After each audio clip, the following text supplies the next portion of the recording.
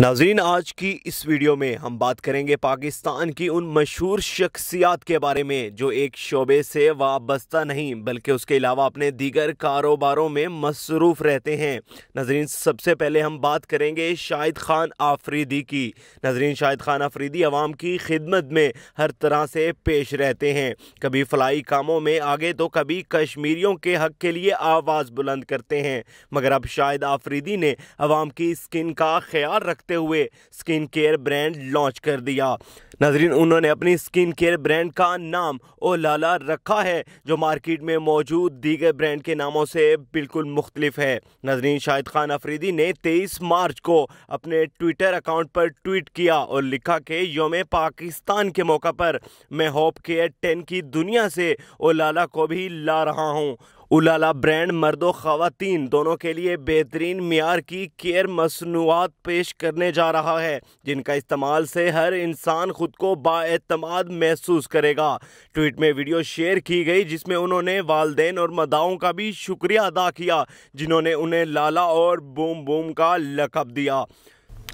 दूसरे नंबर पर हम बात करेंगे मशहूर मजहबी स्कॉलर मौलाना तारिक जमील के बारे में। नाज़रीन, मशहूर मजहबी स्कॉलर मौलाना तारिक जमील पाकिस्तान की उन मजहबी शख्सियात में से हैं जिनको हर मकातब फ़िक्र के लोग पसंद करते हैं। मौलाना तारिक जमील भी कपड़ों का कारोबार कर रहे हैं जो मजहबी लिबास की अक्कासी कर रहा है। नाज़रीन, उसके बाद हम बात करेंगे वसीम बादामी की। वसीम बादामी हिमानी हर्बल्स के नाम से स्किन केयर प्रोडक्ट्स और परफ्यूम्स का काम करते हैं, जिसको आवाम ने शुरू दिन से ही बहुत पसंद किया। उसके बाद हम बात करेंगे इकरारुल हसन के बारे में। नाज़रीन, इकरारुल हसन का होटल कराची में बट कढ़ाई के नाम से है, जिसका जायका लोगों को अपनी जाने मुतवज्जे करता है। नाज़रीन, उसके बाद हम बात करेंगे जुनैद जमशेद के बारे में। पाकिस्तान के मशहूर नातख्वां जुनैद जमशेद का ब्रांड जे डॉट आज भी लोगों की अव्वलीन पसंद है, जिसको जुनैद जमशेद ने अपनी ज़िंदगी में मुतारिफ करवाया था।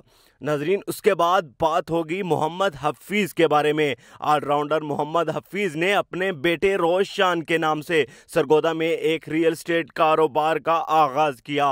उन्होंने सोसाइटी बनाई जिसके 2 सेक्टर भी बनाए गए और दोनों फरोख्त हो गए।